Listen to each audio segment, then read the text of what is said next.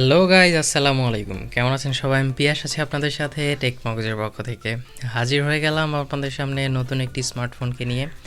আজকে যে স্মার্টফোনটি রিভিউ করব সেটি হচ্ছে OnePlus Nord CE। So recently launch হয়েছে ইন্ডিয়াতে এই ফোনটি। সো আজকে আমরা এই ফোনটি নিয়ে কথা বলবো, এই ফোনটি আপনাদেরকে কী কী অফার করছে এবং এই ফোনটি বাংলাদেশে কবে আসবে সব কিছু নিয়ে আমরা এই ভিডিওতে আলোচনা করব। সো চ্যানেলে যারা নতুন এসেছেন প্লিজ চ্যানেলটি সাবস্ক্রাইব করে নেবেন। চলুন ভিডিওটি শুরু করি।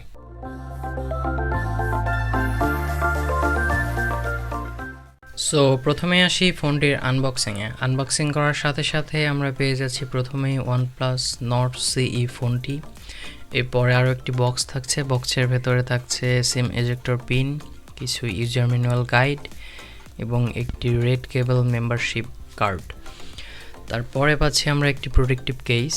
এই কেসটি কোয়ালিটি ছিল খুবই ভালো এবং কেসের ওপরে সুন্দর একটি ডিজাইন দেওয়া হয়েছে যেটি দেখতে খুবই ভালো লাগে। এরপরে পাচ্ছি আমরা একটি টাইপ সি কেবল এবং একটি 30 ওয়াটের ফাস্ট চার্জার। ফোনটির লুকস এবং ডিজাইনের কথা বলতে গেলে ফোনটিতে পেছনে আমরা পাচ্ছি ম্যাট ফিনিশ গ্লসি ডিজাইন। এটা একটা সাদামাটা টাইপের ডিজাইন দেওয়া হয়েছে। OnePlus সিরিজের যে আগের যে ফোনটি ছিল সেম ওই টাইপেরই ডিজাইন। ফোনটিতে পেছনে প্লাস্টিক ব্যবহার করা হয়েছে এবং ফোনটির বডিও দেওয়া হয়েছে প্লাস্টিকের। কোনো রকম গ্লাসের প্রোটেকশন পাচ্ছি না আমরা পেছনে। এবং ফোনটির ক্যামেরা বামটাও অতটা বড় ছিল না, মোটামুটি স্বাভাবিক ছিল। ফোনটি কিন্তু হাতে নিয়ে সুন্দর একটা ফিল পাওয়া যাচ্ছিল এবং ফোনটি কিন্তু খুবই হালকা, 170 গ্রাম ওজনের এই ফোনটি এবং 7.9 মিলিমিটার থিন দেওয়া হয়েছে এই ফোনটিতে, যেটি হাতে নিয়ে খুবই একটা কমফোর্ট ফিল পাওয়া যাচ্ছিল এবং খুবই স্লিম ফোনটি আপনারা 3টি কালারে মার্কেটে অ্যাভেলেবেল পাবেন। সেটা হচ্ছে ব্লু কালার, ব্ল্যাক কালার এবং সিলভার রে টাইপের একটি কালার। পোর্টস এবং বাটনের কথা বলতে গেলে আমরা ফোনটির নিচে পাচ্ছি একটি 3.5 মিলিমিটার হেডফোন জ্যাক, একটি মাইক্রোফোন, টাইপ সি পোর্ট এবং একটি স্পিকার গ্রিল। ফোনটির রাইট সাইডে শুধুমাত্র একটি পাওয়ার বাটন দেওয়া হয়েছে। এখানে কিন্তু আলাদা কোনো বাটন ব্যবহার করা হয়নি, যেটা আপনারা OnePlus-এর অন্যান্য ফোনগুলোতে যেমন থাকে, অন্যান্য একটি বাটন অ্যাড করা থাকে। এই ফোনটিতে কিন্তু ওই টাইপের কোনো বাটন অ্যাড করা নাই। ফোনটির ওপরে থাকছে শুধুমাত্র একটি সেকেন্ডারি নয়েজ ক্যান্সেলেশন মাইক্রোফোন এবং ফোনটির লেফট সাইডে পাচ্ছেন আপনারা একটি সিম ট্রে এবং volume up and down button. ফোনটির সিম ট্রে হচ্ছে ন্যানো সিম ট্রে। এটাতে আপনারা 2টি ন্যানো সিম ব্যবহার করতে পারবেন, কোনো রকম মেমোরি কার্ড ব্যবহার করতে পারবেন না। ফোনটির ডিসপ্লে সেকশনে আমরা পাচ্ছি 6.43 ইঞ্চির একটি ফ্লুয়েড বা full HD plus AMOLED display. এটি হচ্ছে 19 হার্টজের ডিসপ্লে। এই ডিসপ্লেটিতে আপনারা পাচ্ছেন 84.9% স্ক্রিন টু বডি রেশিও এবং এই ডিসপ্লেটির রেজুলেশন দেওয়া হয়েছে 1080x2400 পিক্সেল। ডিসপ্লেটির চিন এবং ব্যাজেলের পরিমাণ ছিল খুবই সামান্য, একবারে স্বাভাবিক বলা যায়। ফোনটির ডিসপ্লের লেফট সাইডে ব্যবহার করা হয়েছে একটি 5 সোল ক্যামেরা। ডিসপ্লেটিকে প্রোটেক্ট করছে ড্রাগন ট্রেল গ্লাস। কোনো রকম কর্নিং গরিলা গ্লাসের প্রোটেকশন কিন্তু আপনারা পাচ্ছেন না। ফোনটির মাল্টিমিডিয়া এক্সপিরিয়েন্স ছিল অসাধারণ, খুব সুন্দর লাগছিল ভিডিওগুলো দেখতে, প্লাস ভিউইং অ্যাঙ্গেলও ছিল খুব ভালো। এই ডিসপ্লেটি মানে সুপার অ্যামোলেড ডিসপ্লে হওয়ায় খুব সুন্দর লাগছিল সব কিছু দেখতে এবং ন্যাচারাল কালার প্রডিউস করছিল এই ডিসপ্লেটি।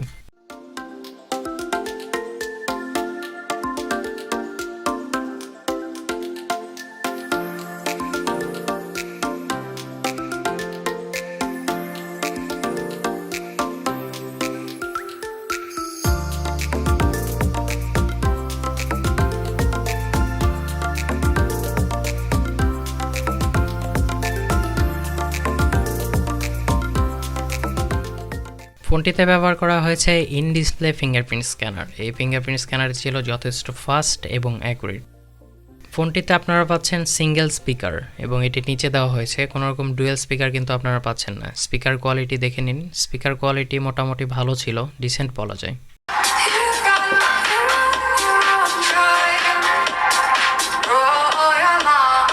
ফোনটিতে আপনারা পাচ্ছেন 4500 mAh-এর একটি বিগ ব্যাটারি এবং এই ব্যাটারিকে চার্জ করার জন্য বক্সে প্রোভাইড করা হয়েছে 30 ওয়াটের একটি ফাস্ট চার্জার। এই চার্জারটি দিয়ে 30 মিনিটে 70% করা যাবে এবং 55 থেকে 60 মিনিট বা 1 ঘন্টার ভেতরে আপনারা ফোনটিকে ফুল চার্জ করতে পারবেন। ফোনটিতে আরও পাচ্ছেন আপনারা ওয়াইল্ড ওয়াইল L1 এবং ক্যামেরা টু API, যেটাতে আপনারা HD স্ট্রিমিং করতে পারবেন এবং গুগল ক্যামেরাও ব্যবহার করতে পারবেন। ফোনটির প্রসেসর সেকশনে ব্যবহার করা হয়েছে কোয়ালকম স্ন্যাপড্রাগন 750G। এটি হচ্ছে 5G প্রসেসর। এটি 8 ন্যানোমিটারের এবং 2.2 গিগাহার্টজের, জিপিইউ সেকশনে আপনারা পাচ্ছেন Adreno 690। ফোনটি আপনারা 3টি ভেরিয়েন্টে মার্কেটে অ্যাভেলেবেল পাবেন, সেটা হচ্ছে 6 128 জিবি, 8 128 জিবি এবং 12 256 জিবি।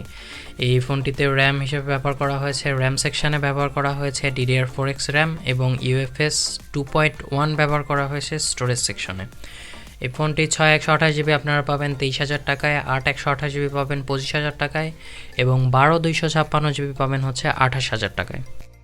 এই প্রসেসরটি এই ফোনের সাথে প্রায় 3,93,000-এর মতো স্কোর করেছে, যেটি আমার কাছে মোটামুটি ভালোই লেগেছে। গেমিংয়ের কথা বলতে গেলে আপনারা যতগুলো গেম আছে হাই গ্রাফিক্স এবং হাই ফ্রেম রেটে সবগুলো গেমই খেলতে পারবেন, কোনো রকম সমস্যা হবে না, কোনো রকম ল্যাগিং আমাদের চোখে পড়েনি। আমরা যতগুলো গেম ছিল প্রায় সবগুলাই কিছু কিছু করে ট্রাই করেছি, যেমন কল অফ ডিউটি, পাবজি থেকে অন্যান্য যতগুলো গেম ছিল সবগুলাই ট্রাই করেছি এবং সবগুলো থেকে একটা ভালো রেজাল্ট পেয়েছি। এবং এই ফোনটিতে সুপার অ্যামোলেড ডিসপ্লে হওয়াতে আরও আমরা সুন্দর একটা এক্সপিরিয়েন্স পাচ্ছিলাম গেমের ক্ষেত্রে। এবং আরও পাচ্ছেন এই ফোনটিতে আপনারা গেম টার্বো, যেটা দিয়ে আপনারা গেমিং স্পিডটাকে আরও স্মুথ করে দিবে।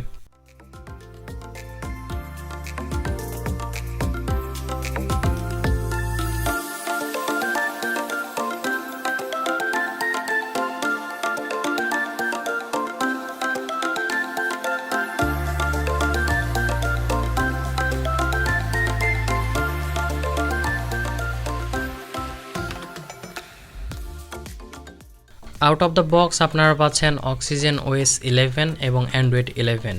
এই ইউআইটি ছিল যথেষ্ট ফাস্ট এবং অ্যাকুরেট, কোনো রকম ল্যাগিং আমাদের চোখে পড়েনি। অ্যাপ ওপেনিং ক্লোজিং থেকে শুরু করে সমস্ত কিছুই চলছিল খুব স্মুথলি, কোনো রকম ল্যাগিং আমরাই দেখতে পাইনি। এই ইউআইতে কিছু ইউজলেস অ্যাপস ছিল যেগুলো আপনারা খুবই সামান্য বলা যায় এবং এগুলো আপনারা আনইনস্টলও করে নিতে পারবেন। আমরা যদি কম্পেয়ার করি অন্যান্য ফোনগুলোর সাথে, যেমন OnePlus Nord C যেটা রিভিউ করছি আমরা, এই ফোনটিতে ইউজলেস অ্যাপের ক্ষেত্রে বা ইউআইয়ের যেগুলো অ্যাপস থাকে সেগুলো হচ্ছে 4টি দেখতে পেয়েছি, iQOO Z3-তে 10টি দেখতে পেয়েছি, MI 10i-তে আমরা 8টি দেখতে পেয়েছি এবং Realme X7 Max ফোনটিতে আমরা প্রায় 15টির মতো অ্যাপস এরকম দেখতে পেয়েছি। সো এই অ্যাপসগুলো আপনারা চাইলে আনইনস্টল বা ডিজেবল করে রাখতে পারেন। ফোনটিতে ট্রিপল ক্যামেরা সেট আপ দেওয়া হয়েছে। মেইন ক্যামেরা হিসেবে ব্যবহার করা হয়েছে 64 মেগাপিক্সেলের একটি ক্যামেরা, যার অ্যাপারচার f1.79। 8 মেগাপিক্সেলের একটি আল্ট্রা ওয়াইড ক্যামেরা ব্যবহার করা হয়েছে, যার অ্যাপারচার f2.25। 2 মেগাপিক্সেলের একটি মনো ক্যামেরা ব্যবহার করা হয়েছে, যার অ্যাপারচার f2.4 এবং সেলফি ক্যামেরা হিসেবে ব্যবহার করা হয়েছে 16 মেগাপিক্সেলের একটি ক্যামেরা। এটি হচ্ছে সনির IMX সেন্সর এবং এর অ্যাপারচার হচ্ছে f2.45। ক্যামেরা কোয়ালিটি ছিল খুবই ভালো, আমরা অনেকগুলো ছবি তুলেছি, সবগুলোতে সুন্দর ডাইনামিক রেঞ্জ পেয়েছি এবং সুন্দর ডিটেলস পেয়েছি ছবিগুলোতে। সো এক কথায় বলা যায় ক্যামেরা কোয়ালিটি ছিল অসাধারণ। এই ক্যামেরাটি দিয়ে আপনারা মেইন ক্যামেরা দিয়ে আপনারা 4K 30 fps এবং 1080p-তে 30 এবং 60 fps-এ ভিডিও করতে পারবেন।